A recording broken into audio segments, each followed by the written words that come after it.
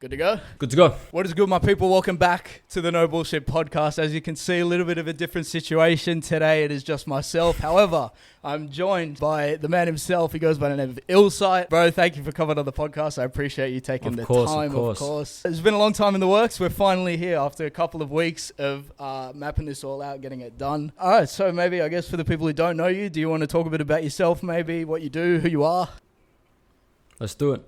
All right, so basically, I'm a YouTuber. I guess you could say a musician as well.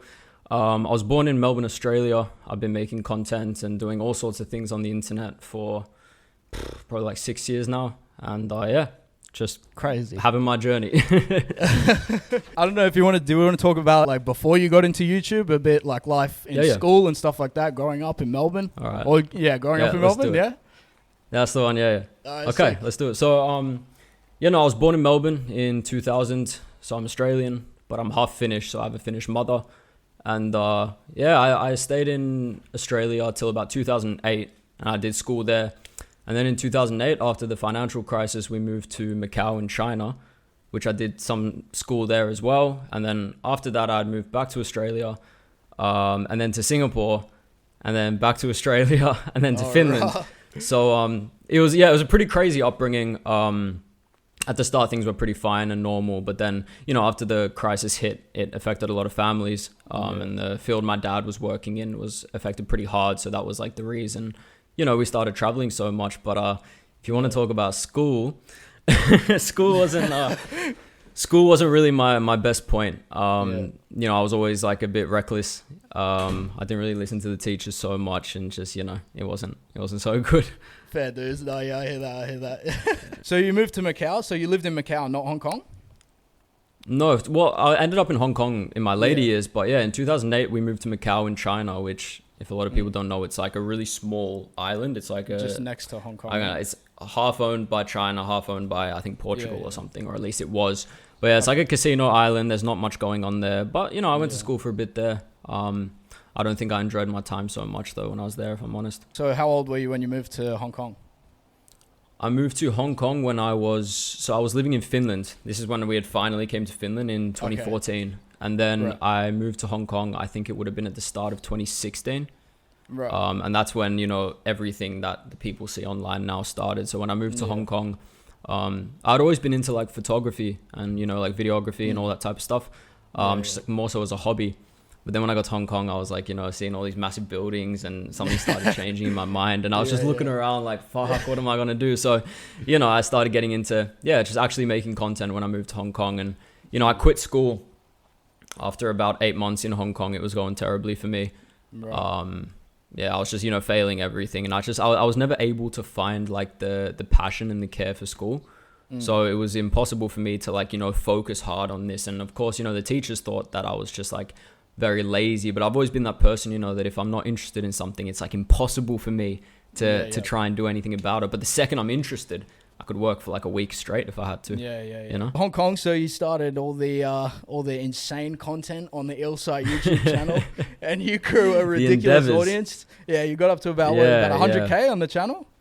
Yeah. That's crazy stuff. Do you have any like ridiculous stories from the climbing and the cranes and shit, bro? Surely too many, of course. All right, where do I start? I'll give a bit of backstory on just like the whole like beginning of the YouTube channel and everything, and like how that even came about. Okay. So it happened so I was still at school in Hong Kong at the time, and actually before I even started school, when I first moved to Hong Kong, I think it was in like my third day, I climbed like my first proper building. And I always remember that story, of course. It was like the first one I was popping the cherry. Basically, I had hit up a photographer who I found on Instagram, a guy called Brian. He had a small Instagram, maybe like 1,000 followers or something, but his pictures were sick. It was like he mainly did portraits, but I noticed there were some pictures from the rooftops, and I was like, it was something I wanted to get into. So I just sent him a message saying like, yo, like, if I could come and join you guys to come and climb a building, I'd love to. Like, you haven't met me before, but, we can meet up. And he was like, probably replied the same day, like, sure, we're going tomorrow, come join us and all that stuff. So I said, all right, let's do it. And it was a hotel, and the roof we climbed, it was the Best Western Hotel. And I remember that, like, this goes into the story of like how to get over fears, because the first time I climbed a building, a lot of people don't know, but I was actually quite scared. Yeah. Well, not necessarily scared, but like the adrenaline hit me hard because I had never been in like a situation like that. So I remember climbing up this ladder and we got to like the top of the roof and it was probably 40 stories and the city looked incredible and they were like, you should go near the edge. And I was like, you know, kind of crawling to the edge, like looking down like, shit, you know. But the feeling it gave me was something I never felt before. You know, it was just mind blowing. Like all the different emotions sparking out. So, you know, after that I was sold and I wanted to do like more and more of this, and I really quickly got into this mindset of like fearlessness and just completely like absorbed into this whole thing. So it wasn't long after that I started a YouTube channel, and I came up with the name really quickly. It just came to me and I rolled with it.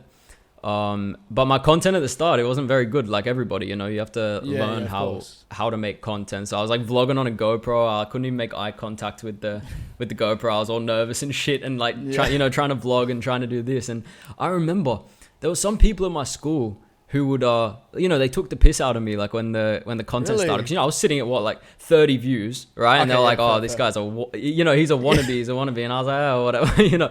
But I enjoyed it, you know. I enjoyed it a lot, and I genuinely was having a good time making this content. But I think the growth happened pretty quickly from what I remember. It would have been maybe like a month, and I was already at like 1,000 subscribers, and I was like, shit, to me that's a lot, you know. That's pretty good, Yeah, and then like it started snowballing, man. Like a few months in, I was probably at like 10,000 and then 30,000. And then, you know, the video started getting a lot of attention. So yeah, man. I got into this like habit of, I was probably posting like 2 videos a week. I was like climbing all day, every day. It became like, you know, a full-time thing. I'd wake up, charge my shit and head out and just do mad stuff all day and come back and put it straight to the internet. No, that's crazy. Yeah, you had one video I was just going to say that did really well. Was it like Bruce Lee's mansion you went into? That got a few million views from memory? Well. So how that goes, my bro from UK, who always helped me a lot with the YouTube stuff, his name's Alex. He was always super good at just like finding fun ideas, and he was also into like the whole abandoned exploration stuff. So he had texted me. It's actually his idea. He texted me and said like, yo, I was doing some Googling. I found out that like there's a mansion where Bruce Lee and his family used to live in Hong Kong and it's abandoned. You should go do it. And I was like, I'll be honest, I thought like the video wouldn't do too well. I was like, you know, it sounds like a good idea. Maybe like 30,000 views if we're lucky, but I'll do it regardless, right? I was like, okay, I'll do it. Sounds interesting. So I just called up one of my boys and we went and filmed it. And yeah, it ended up getting millions of views. Like, and I was just like mind blown. Yeah, it's crazy, bro. No, you did some crazy shit. You did plenty of cranes and stuff as well. I mean, the cranes must be like ridiculous. I remember one as well, because you used to have like the posters and shit you'd sell. I actually have 2 like somewhere in the house from like 5 years ago. Sick. Somewhere I'll find them. But I remember there was one where you were at like the top of the crane somewhere on the crane, and like you put one of the posters in like the seat, in the controls type shit. That was just the best. You like write a message on the back of the poster. I remember that.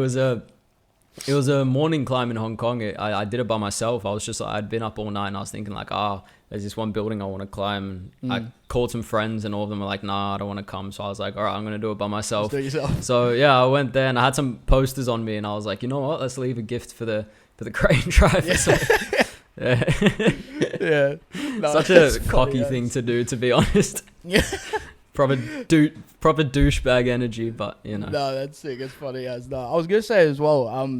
There's a photo of you with Ali Law. Ali Law, yeah. So Ali Law, I met him first time in probably 2018, 2017, even in Hong Kong. So we had texted each other. I don't know if he messaged me or if I messaged him, but he just said that he was going to come to Hong Kong, and I was like, bro, let's go, you know, do all the fun stuff that you want to do. And he was like, yeah, let's do it. So yeah, we climbed a bit in Hong Kong, and then I met him again maybe like 2 years later when I went to London, and we climbed some more things, but I haven't seen him since then.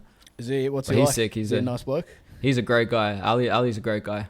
He's a very, very smart. I think people downplay his intelligence. He's very smart, and he's really, really good at connecting with his audience, and he's like such a, you know, he's just really good at building a community and having, you know, this really tight fan base. So yeah, Ali's great. I'm not too sure what he's up to nowadays, but okay. So after Hong Kong, you moved to Finland for where you are now. So you're living in Finland. Yeah, moved to Finland. From memory as well, did you join the Finnish army when you moved there first? Is that right? Yeah, exactly. So basically, how it works here. So I'm a dual national, like I said. So I have a Finnish passport as well, and I have some family living here. So how it worked is I was in Hong Kong, and actually it's funny timing. It's I was nearing the end of my visa. So the visa I had in Hong Kong was a dependency visa, meaning if my father ever stops working or leaves the country, I would be like instantly cancelled out of my visa. So that was happening, right? And I was trying to renew my visa, but they wouldn't let me renew it in Hong Kong. And I have my own reasons why I think they didn't let me renew it. Probably with a record that's like, 16 pages long. But who knows what the real reason was. But either way, I couldn't extend my visa. So I was starting to like get a bit anxious. Like, what am I going to do? I was starting looking at, Thailand and Vietnam and places I could just move to. Because I was like, I don't know. I had no intention of going back to Finland. But then I remember waking up one day to an email, and it was from the Finnish army, which in Finnish is the puolustusvoimat. And basically it said that, you're a Finnish national, so you have to come to the army, and if you don't, you're going to lose your Finnish citizenship and everything. So, you lose your passport and stuff. Yeah. So, because here it's mandatory, all men have to go, unless you have some like serious reason why not. So I got a date when I was going to the army. They gave me 3 years to go, and I was like, well, I'm losing my visa, so I might as well just go now. I moved back to Finland in December, and it was in the first few weeks of January where I started the military service. I wasn't there for the full period, so basically I had some injuries that were starting to flare up really bad during my time there. So I had seen the military doctors and a few other people, and then they had sent me to like a proper hospital for an evaluation. And I ended up getting this thing called E-papers. There's different types of papers. So C-paper means like you'll never go back to the army. E-paper means you have like a medical issue and you have to get it fixed and then come back. So basically I had gotten out the army with E-papers, meaning I would have to come back the next year and complete the service after having the things fixed. But then it was a few weeks later, I got a letter from the army saying I'd been moved to the C class, meaning I don't have to go back. So it ended there. I remember getting the letter. I was super confused. I thought it was like a letter about my confirmation of when I'm going back. And I was in the car with my mum and I was like, could you translate what this means? And she says, you're in class C. And I was like, okay. So that's how that happened. So what's Finland like? Is it a good place? Is it nice to live there? Okay. That's a hard question to answer because I'm going to keep it really 100 here on this podcast. Finland is, I have serious love for Finland just because, I have roots here and I have family here. And also in Finland, we have a very beautiful history of, fighting off some very serious attackers. I don't know if you know much about that, but, Finland was invaded by Russia multiple times. And, they fought it off every time with a small army. And we kept Finland and, we've had this country since. There's a lot of things I don't like that's happening in Finland right now. The country's in a bit of a mess alongside many places in Europe. It doesn't take many Google searches to see what's going on. So, I've got love for Finland, but it's looking more and more like this just isn't an optimal place to live, in my honest opinion. And maybe it's just, my personality, but it doesn't really suit me so much. So, I'm starting to miss Asia a lot. I was going to say, you often go back to Thailand. Do you like Thailand? I love Thailand, bro. I've got a feeling that something happened with my heart years ago and it just stayed in Thailand because as long as I'm away from that country, something's missing. But when I go back to Thailand, I feel like I'm going home. I love Thailand. Yeah, I love Thai people and Thai culture. It's a beautiful place. Yeah, sick. Following that, you started to get into music a little bit, making a few tunes here and there. Yeah. What was that like? You enjoy making music? Oh, man. So, that was a crazy one. So after I came out the army, my YouTube channel was doing really well in Finland. I was collaborating with a lot of like Finnish YouTubers and, it was going really well. Like I was making good money and all this stuff, but if I'm honest, in that point of time, I was not enjoying at all what I was doing. I was so bored. Like I was making good money and of course, like I'm not going to sit here and make a sob story. Like I was working by making YouTube videos. It is a blessing. It's an amazing thing to do. But if you do something for long enough, there's a high chance you naturally lose interest. And like I said earlier about school, when I started losing interest in something, I don't care if I'm making millions of dollars. It's like impossible for me to do it, right? So I had always been into music. I grew up in a pretty musical household. And actually in Hong Kong is when I started writing rap music. I did it like as a hobby. I never released any of it really. I was just hanging out with some Nepalese guys and they would come to my house on the weekends and we would rap and we would make songs on Audacity and stuff. So I was always into writing music. I felt like I had a lot to say and I always enjoyed it. But then, when I started getting really sick of the YouTube thing here in Finland, I was like, you know what, I'm going to make music. And I didn't have like a future plan with it. I was just like, this is what I'm going to do now because this is what I want to do. So I instantly linked up with some local guys here who are super talented. I want to say a quick shout out to Husa, Pablo, Daniel, Jaikas, and all the guys from Lahti. So basically, I met these dudes from Lahti who are all, songwriters, producers. One of them's a rapper. and they're super, super talented dudes. So I just started, basically living in that city at the house with them, and we'll just make music all day, every day. Like I would seriously, like for a good year of my life, I woke up and I made music till I slept. I've got like probably 300 songs just on my computer. Really? 300? Yeah, probably. Bad. Like for finished ones that I would like release, I'd probably say I got like 100. But as for like demos and just random shit, I've got so much of that stuff. No, that's sick. You're definitely talented with music. You definitely, like, every song is definitely, like, good. It's a good fucking track. I was going to say as well, Muay Thai. You enjoy Muay Thai a lot. What got you into that? Yeah, so I was always interested in martial arts. Like, I watched a lot of it when I was younger. But I've always been into, like, gymming and kind of, like, active things. But I never really brought myself to starting. But then, I started Muay Thai probably, like, 6 months ago. But I only have probably been training properly for like 3 months. I'm pretty fresh to it. I just started in Lahti, the city I was telling you about. I met one guy who's a Finnish fighter who's gone to Thailand and fought a lot of Thais, and he's a really, really good professional fighter. And I just messaged him on Instagram saying, look, I've never tried any of this stuff before, but if you're down, I'd love to come and meet you and just try it out. And instantly I was like, yeah, this stuff is sick. And I started training a lot, and I feel like I've been improving quite quickly. I even at some point hope to start fighting properly. But it's a beautiful sport, and obviously with me loving Thailand so much, it's such a great way to connect, with like Thai tradition. Do you have any plans for the ILLSIGHT YouTube channel? Do you have any plans for the future of it? Yeah, no, definitely. So it's been a weird couple of years with the channel. So I'm sure you would have seen, like, I did quit for a long time, and like I really probably almost all socials, like I ghosted really heavy. It will happen at times where life and maybe some more important things get in the way, and it hinders, your, priority of, taking care of business and stuff. So there's a lot of rebuilding that needs to be done. But I don't have like an exact step-by-step idea, because I also like to kind of go like with my feeling and my heart and like what I think I should be doing. But I definitely want to start creating content which has much more of an impact and like a really positive impact on people's lives. I think online in social media nowadays, especially in social media, we're seeing, a spotlight on serious social issues on this planet right now that people are ignoring. And if the people are talking about it, they just get silenced and banned. So there's so many, issues that people are dealing with that I really feel for, and a lot of things that I can relate to, when I was growing up. And I'm at a point where, and maybe at an age where, when I'm creating content, it needs to have some type of impact. Like I want it to be that, you watch this and you take something from it and you feel like it's something you could apply to your life to make it better.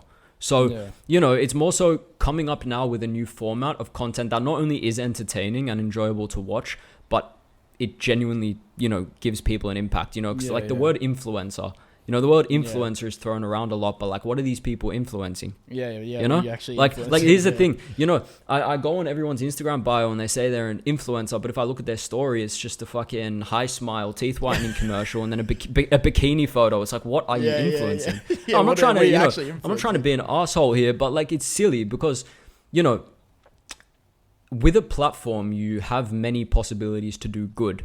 And also, I guess you could say I'm a capitalist, so I do like money and making money. So I understand why some people are taking the route of just like make the money and don't give a shit what you talk about. But the thing is, for me, I feel like I have a, quite a sensitive heart when it comes to this stuff. So I want it to be a way that, of course, I can, become successful, but I can actually help people doing it, Otherwise, it just feels pointless. And it's like, if I want to make the money, there's a million other things I could do that actually make more money, to be honest.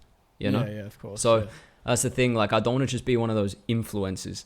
Influencers, Little question for you. I've got a bunch of different questions here to hit you with. Can you give me 5 people who influence you? Oh no, sorry, not influence. No, not influence. Sorry. I don't know. I got that twisted. 5 people who. I got that twisted because we were just talking about influences. Okay, 5 people who inspire you. There we go. Oh, okay. You're gonna have to let me think for a second because. Okay. I try to not be inspired by other people. It sounds arrogant, but really? I have good reasons for it. Okay. Where do I start? Okay. Just in random fields, and they inspire me for random reasons. Let's start with Kyle from the Nelk Boys. Okay. For some reason, when it comes to YouTube, so I'm going to try and break these down into categories. So if we're talking about inspiration on YouTube, I think Kyle and also Jesse, who we started it with, and actually the whole group, to be honest. They are pioneers in this YouTube space, and I think they are so incredibly intelligent when it comes to building like a real community. Like what they've done with Nelk. Like I'm telling you right now, these Nelk boys, these are Full Send fans. If you did something somehow against Full Send, they will raise the pitchforks and they will come for you. And you can see, you know, they've built such a serious audience and they've made such incredible content over the years and worked so hard. So I would say Nelk in general inspire me a lot on YouTube. If we're talking about life and philosophy, I would say maybe Jordan Peterson. I think Jordan Peterson, I would call him a necessary man in this day and age, especially right now. I think Jordan Peterson speaks about some very important things, and the books that he's released are incredible as well. That's two. You give me one more. We'll go through. All right, and our third. I wasn't ready for this one. Sorry. Let's go with a Muay Thai fighter called Rodtang. Okay. Rodtang Chitwang Nun. He's a Thai fighter. He's a young guy. He has a really tough upbringing, and he's been through serious trials and tribulations, and he's became one of, if not the best Muay Thai fighter in the world, at least following after some footsteps like Buakaw and Sayan Chai. But Rodtang, he's the Iron Man, so you know he trains harder than anybody. He fights hard, and he has a heart of gold. So yeah, that guy inspires me a lot, to be honest. Sick. I feel like I know what you're sort of going to say with what you said at the beginning about like not letting yourself be inspired by people. But did you want to elaborate on like why you try to like, you know, just elaborate a bit on that maybe, I guess. Yeah. So there is so much incredible and beautiful talent out there, and just people who are bringing so much great to this world. So of course, like, I'm not trying to say people shouldn't be inspired by them. It's more so a personal thing that I've found that even if we don't like to admit it, us humans, I think we're very impressionable, especially subconsciously, right? So it's very, the line between you're inspired or now you're being impressed by them and trying to follow the exact same footsteps as them is quite vague, that line, you know, because you can take a lot of inspiration from somebody, but then you might not realize that subconsciously you're starting to embody them and you're going to do the same things they did. I'm not saying that's exactly a bad idea, but at the same time, I feel that, you know, we have so much individuality and so much individual creativity to express. And I think so much of the best ideas that so many amazing people have done came directly from them and their own heart and their own experiences. You know, they weren't looking at what's happening here or what he's doing. So I just try not to consume too much, you know, in general. Doesn't matter who it is. Of course, and when I do consume, I try to make sure that content is healthy. But it's more so that I try to just create more from my heart than consume, you know, what other people are doing. I get that. So no, I hear that. Yeah, it's a good outlook. What is the purpose of life in your eyes? Come on, man, we gotta have some of these questions, bro. Of course, no. Let's get deep. Let's get serious. All right, the purpose of life. You can look at it in two ways that could both be, you know, seen as a positive outlook. It's either inherently purposeful or completely meaningless. Okay. I feel you can look at that two ways. You know, you can look at it, it's meaningless in the sense that everything sucks and you're waiting to die. Or it's meaningless in the sense that you're comfortable with the fact that you may never have the answer of what it all means, right? So for me, the purpose of life, I think we create our own purpose. I think like we make our own purpose that we believe that we need to fulfill. And I think a lot of it has to do with your upbringing and your life and the values that you were taught. And then also the values that you learned from certain struggles in life. So for me, my most meaningful purpose is that when I die, at least something that I created will go on to live longer. And that thing has to be good. And that thing has to be something that maybe even just changes one person's life. Even if it's just one, it's still a plus. And then as for my more shallow purposes, for example, one of my biggest goals in life is to buy my mum a house. I would say, like, if we're looking materialistically, that's the biggest goal in my life. And there's reasons for that too. You know, we had a lot of rough times coming up, and, you know, I want to be able to, you know, use my success to just deliver a sense of security and peace to the people I care about most. I think that's just a duty of mine. But as for the meaning of life, still looking. Still looking, still searching. You know? No, yeah. Still looking. That's a good answer. Is there anything that you want to bring? Obviously, it's not a huge platform, but is there anything that you wanted to talk about yourself for, is there anything you want to talk about? Anything what do you mean? As for like, anything you want to tell the people, your audience, anything at all? Well, I just want to tell them all to stay tuned, because I now am back, and there's a lot of really exciting things that are coming, and a whole new type of content and a whole new type of vision I'm going to bring to the internet. And it's just a complete level up from everything before, and something very fresh. But that's about it. Do you have any so topics generic, or anything? so boring, so basic. Do you have any topics of conversation? I got plenty we can keep talking about, but do you have anything at all? Anything you want to talk about? Not specifically. I think just hit me with what you want to talk about, and we'll go from there. I'll hit you with some more questions. All right. If you were writing an autobiography about yourself, what would the title be? Memoirs from above. Memoirs from... Oh, that's good. That's good. That's a good one, isn't it? Yeah. That's hard. Sounds like an Amazon bestseller. It does. You got to get going on that autobiography. Got to get going. Yeah, I better start writing. Fucking earth. You made a TikTok a couple of weeks ago now about quite a lengthy one, where you're talking to the camera about how you reckon, or you feel like life hasn't felt the same since like 2019, or just the world in general.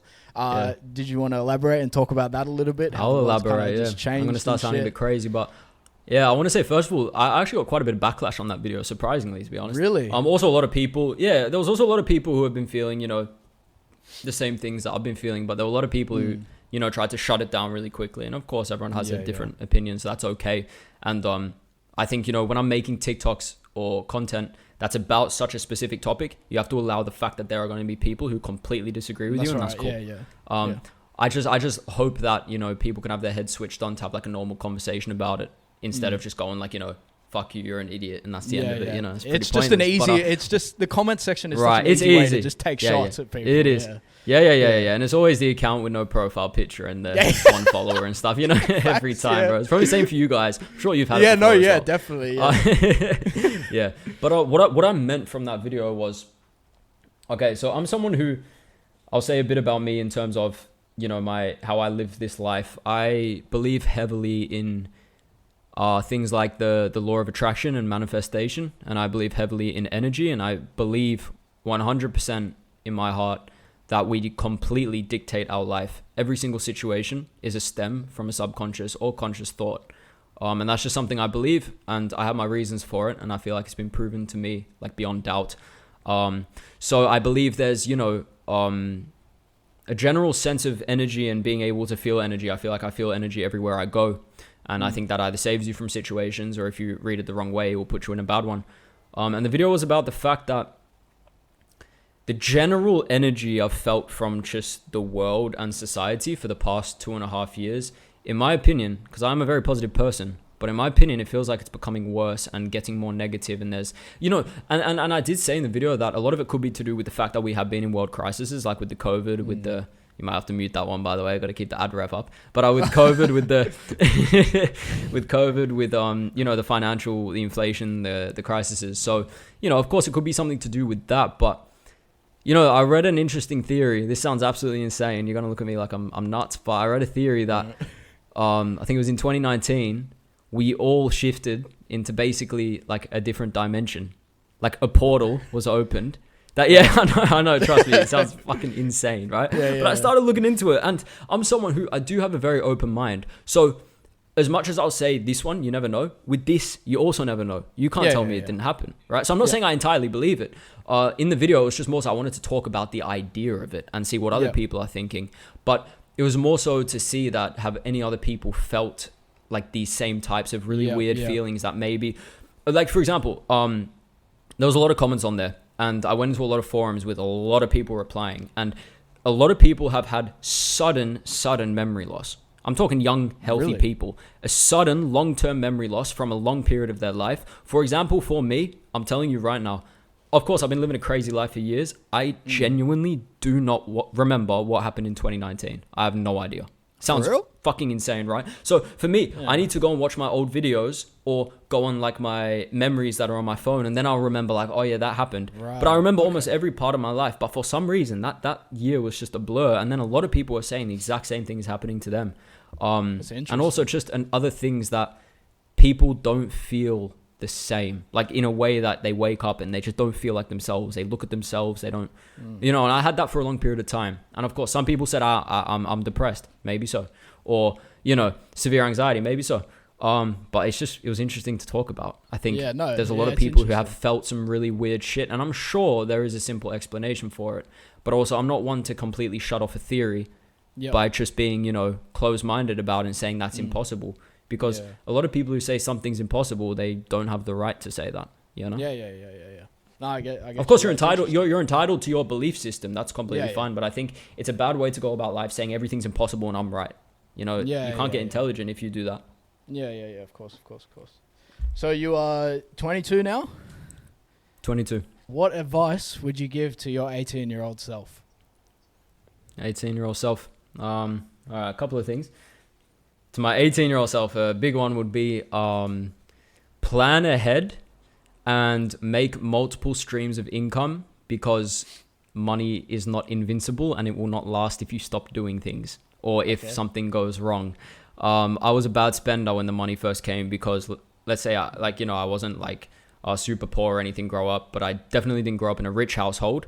And there were a lot of periods of our life with quite a lot of financial struggle. So I guess I didn't learn about money too well when I was younger. So when I first like made a bunch of money, I just fucking spent it all, completely going crazy, which I think a lot of people make the same mistake. I think it's quite common. So I'd say that. And I would also say that people, in a good way, that people don't care about you as much as, you know, you think they do. So just focus on what you're doing. And if it feels right in your heart, just continue it. We always feel like people are judging in this, but they really don't care so much. So just, keep doing what you're doing. Did you want to flick back to Hong Kong a little bit? I guess because Hong Kong is like the biggest chapter of your kind of life. Definitely. I don't know if you have any other stories maybe from Hong Kong? Yeah. I've got some stories. All right, one good one. So I'll tell you a little story about when we tried to climb this building called the Bank of China, which already sounds bad. It's the headquarters of the Bank of China in Hong Kong. Right. It's probably one of the most locked off buildings I've ever seen in the world. Like, it's one of these massive skyscrapers with 2 huge spires on it.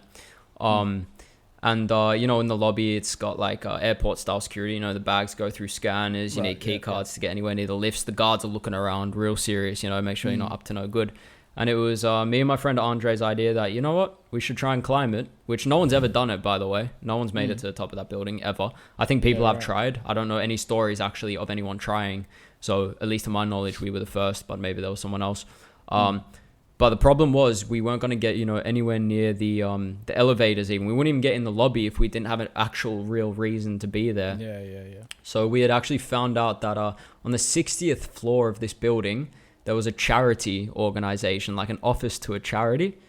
And they were operating there, and they had, you know, so I started getting a bit creative and thinking, okay, what if we are filmmakers? So, because we have to explain the gear, because they open your bags in the lobby and there's going to be cameras and GoPros and all sorts of shit. And also, this was at the point where they knew people were climbing. Like, it was a massive thing in Hong Kong, and buildings were getting super tight. There was actually these Facebook groups that someone had alerted me of, where security guards from all the different buildings were in this Facebook group, and they were sending pictures of me, other guys in there, saying like, if you see this guy, just like, you know, if you see this guy, just know he's up to no good, and kick him straight out the building. So, you know, they all knew very well what was going on. So, you know, we had to be really creative about this. So, but back to the charity, I was like, so what if basically we told the security we had an appointment on the charity, and that we're independent filmmakers filming a documentary about the charity.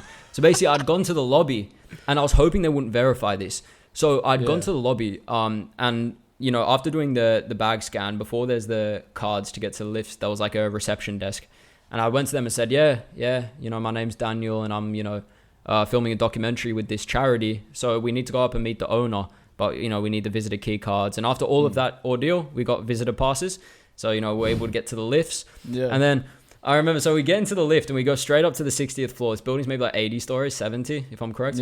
But we get to the 60th floor and the doors open, and all that's there is the charity. So the problem is, some buildings, the fire stairs would be not inside the office. So it was easy. You would just go out the lift, and instead of going to an office, you would just go straight to the fire stairs. But on this specific floor, the fire stairs were inside the charity, like deep into their offices. And I was like, okay, so obviously we don't have an appointment there. They're not going to let us inside. So we're just waiting in the foyer, and I was just taking like a fake phone call, like, you know, because the lady at the reception desk of the charity was staring at us really weird, you know. And I was just like, you know, doing a fake phone call, we'll probably have like 10 minutes, and then she leaves, maybe to like go to the bathroom or something. So we're like, fuck, now we have to go. So we walk straight into the charity offices, just past everyone, acting like we're supposed to be there. And we get near the bathrooms, and near the bathrooms is where the fire exit was. And my friend, to look legit, he went into the bathroom for like 5 minutes, and I don't know what he was doing. He just sat there, I guess. And then once he came out, the people who were standing around, like getting coffee, had left, and we went straight into the fire stairs. So now we're in like, you know, we're 50% of the way, but now we have to get to, basically how it worked, this building has a big glass triangle, and there's spires, so there's no actual rooftop on it. It's just the spires. So you have to go actually into this kind of like machine room, and then the spire would start there, and you would start climbing up. But I was like, you know, obviously the doors are going to be locked, we start walking up the final 10 floors, and there's these motion sensors on every single corner now. And basically it was a motion sensor that had like 4 red lights, and as we walked, 4 green lights, and as we walked closer to it, each green light would turn red. It was silent, it didn't make an alarm, but we passed like 5 sensors, so we knew, okay, they're on their fucking way. And then we get to the door. There was actually 2 doors to get to the spire room, but first door was locked, and presumably the second door was locked. So not to incriminate anyone, I took lockpicks out of my bag that I own, and I was trying to get the door open, and I was just, you know, shitting myself completely. I was probably at the door for like 8 seconds, and then we start hearing radios echoing and people yelling in the staircase, and probably like 10 steps just running up, flying upstairs. And they caught us, and they were not happy, safe to say. They didn't even take us to the lobby, I think, because they knew we would escape. So they took us down to a conference room on probably like the 50th floor, probably about 10 security guards. And they kept us there till the police came, and they called the manager of the building, who was super pissed off. It was like a mainland Chinese guy, and he was wearing like Air Forces, like he was wearing like jeans and stuff, and he was racing around the room. I thought he was going to start smashing us, you know, he was super pissed off. But then the police came, and I tried to sell them a story that we were looking for an observation deck, but I think they knew me. They weren't buying it at all. You know, they were, you know, they knew exactly what we were there to do. But after checking us, and, you know, they didn't find the lockpicks, we were on our way. So it actually ended up all right, but that was a funny one. So are these like, was that caught, is that in a video of yours? No, I only have a story time video of that, which I made a long time ago, because obviously, you know, I didn't want to, you know, we didn't want to get caught so quick, so we didn't film it all the way in or anything. The plan was to start filming the second we get to the spire, and then film the climb. But yeah, we're trying to blend in, you know, a lot. Yeah, so. Of course, yeah. So has there been like a lot of crazy shit that like wasn't caught on camera at all? Like including that? Things that weren't caught on camera. Yeah, there's been a few things like specifically like similar to those situations, like also another thing that wasn't caught on camera. The second time actually I tried to climb, I'd climbed it once at nighttime a long time ago, but about a year later I was trying to climb this construction site in Hong Kong called the New World Center. And it was like a big, you know, building they were building on the Kowloon side of Hong Kong, and I was trying to climb with one of my friends and then another guy who had a drone. But it was about a week after this On the Roofs channel had climbed it and made a video. So the security, I guess, had found out straight away. They were very big at the time. So we tried to climb it, and the things I'd climbed it before, so I knew the way. I knew a way in. I knew how to get up. I was like, you know, super calm and chill about it. Super late at night, we went inside the staircase, and I was going first, and I was just like walking up the stairs, you know, and I think we're on the 6th floor. It's like maybe 3 a.m, and I turned the corner, and there's a security guard on a chair blocking the stairs asleep like this. And I go around the corner. I'm like, I freeze, and he does this. He wakes up like, and he just starts yelling, and I'm like, oh shit. So we turn around. We turn around and we start bolting, right? But we had to switch staircases. We're in the building for probably only maybe 4 minutes. I reckon it was about 4 minutes from there to get out.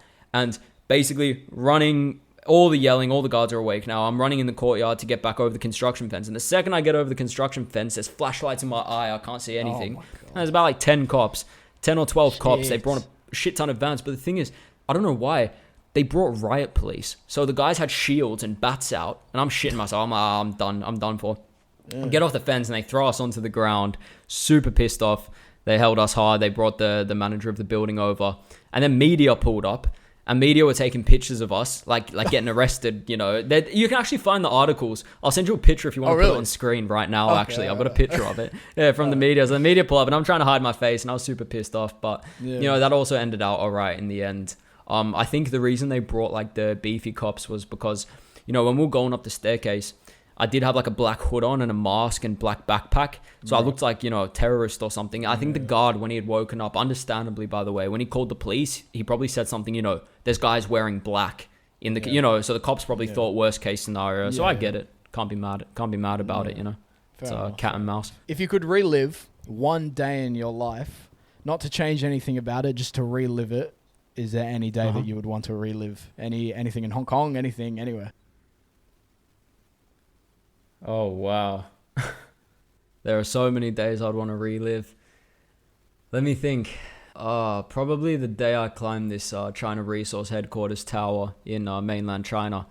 I don't know, it's just a perfect morning. And it was something I'd wanted to climb for so long. It was the biggest climb I had done at the time. And, you know, I was with 3 Aussie guys who base jumped off the crane, which was just sick to watch. And, you know, the energy was so great. They were really good guys. Yeah. And it was just, I don't know, it was a beautiful day and it felt surreal. I felt like I was on, you know, it didn't even feel like real life. I would like to relive that. Sick. That's mad. Is there any event in time that you would have wanted to be there to experience? Yeah. I've always thought about this one. So if I could go to any time, I would go to ancient Egypt. Okay. All right. You know, I'm very intrigued in, you know, ancient Egypt in general and, you know, who built the pyramids, what it was actually going on there. I think there's some crazy things that were happening at that time that, you know, maybe got lost in history. So I'd love to see ancient Egypt. It looked like a very interesting, you know, time in this world. What's the most important lesson you've learnt over your life? Most important lesson I've learnt? Yeah.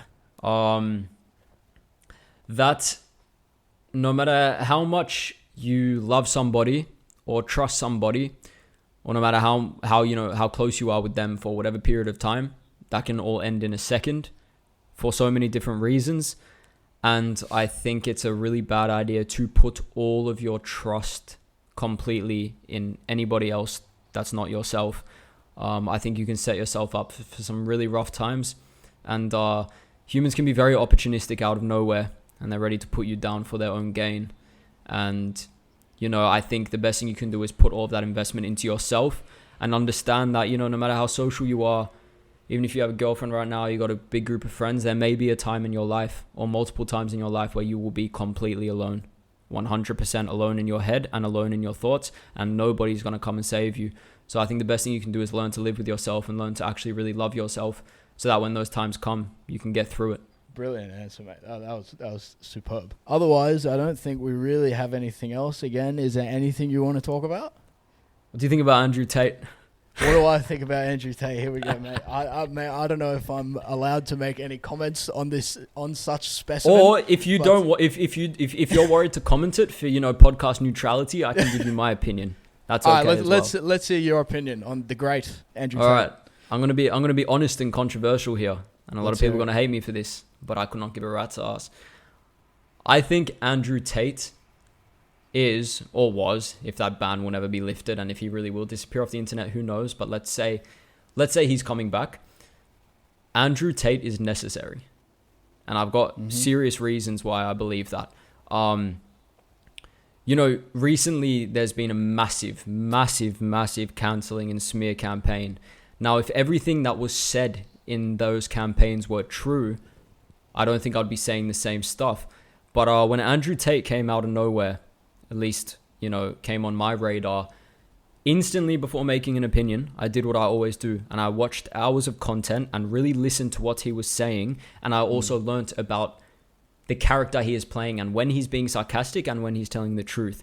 He was very smart. You know, he got very big by saying some completely outrageous things, often with a laugh on his face that he knew would get clipped, knew would get attention. He did that to get his name out there, but then he started becoming a lot more authentic and saying things really simply said. And, you know, the point I make here, let's say the majority of women who hate him and have cancelled him off the internet. I've got a question, and you don't have to answer it. You can just think about what I'm trying to say. If there was an identical clone of Andrew Tate, but a woman version for women's rights, would they hate him? Would they hate her? I hear that, yeah. I don't think so, not for 1 second. You know, they would say that she's an independent woman who cares about women and she's a boss and, everything like that, because I think it's undeniable that for the past years there has been like a lot of toxic feminism on the internet. There really has been, and I think everybody has seen it, and I think we're almost at a point where whether you agree with it or not, you can't really deny it. We've been seeing so much of it. So what happened is a lot of men were really ridden of their masculinity and forced to live a certain way by women. So of course, when somebody comes out of nowhere to talk about masculinity and to talk about men's issues, there's going to be an outrage, because people don't want to hear that. They don't want to believe that men are very different to women. But how I stand, when it comes to that whole thing, is that I think women are absolutely beautiful and incredible. And I think as a man, I think Tate has said something very similar to this, that some of the best experiences a man will have in his life is with an amazing woman. But you cannot deny a fact that we are completely different, and we do live by different means. So I think Tate made a huge voice for a lot of men who haven't had anything like that. And I know personal people close to me who grew up without a father, no masculine figure in the house, only learnt about, life from a feminine energy, that it's great that they can actually go online and see there's someone talking about masculinity and talking about these things, because they can be very complex. Like, do I agree with every single thing he said? Of course not. I don't think anyone does. It's, but I think Tate is necessary to reverse a lot of the damage that has been done online, and people are going to hate it. But like I said, if there was a woman creator saying the same stuff but against men, everybody would love it, and should be featured and trending on YouTube. So I believe, I'm so against cancel culture. I don't think anyone should be. Even if I completely disagree with them, I don't think they should be cancelled. I think cancel culture should not at all be a thing. I think, there's like, you got to give everybody a voice and like a free place to think and discuss and debate. So it leads me to believe that if all these people are getting silenced and cancelled, maybe they're saying what the people up at the top don't want them to say. Maybe. And if that's the case, you never know. Because, like you've seen it often. So many people with a certain opinion get removed from the internet, completely removed from every place. But then there's some people who are doing just as bad things, if not worse, even actual criminals who have a massive platform. So, it leads me, there's some weird things going on, but I kind of like Tate. Yeah, okay, fair enough. I don't know if I honestly have anything else really to talk about. If you're happy to wrap it up here, do you want to wrap it up here?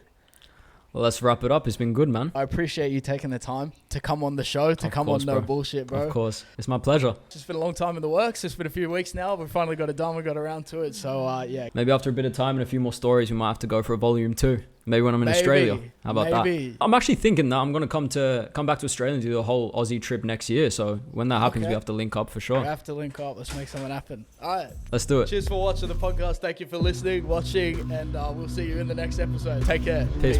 If you enjoyed this episode of the podcast, make sure you leave a like down below and help us out by hitting subscribe. Next week is going to be the final episode of season 1. So make sure you stay tuned for that. It's going to be a big one. So, catch you next week.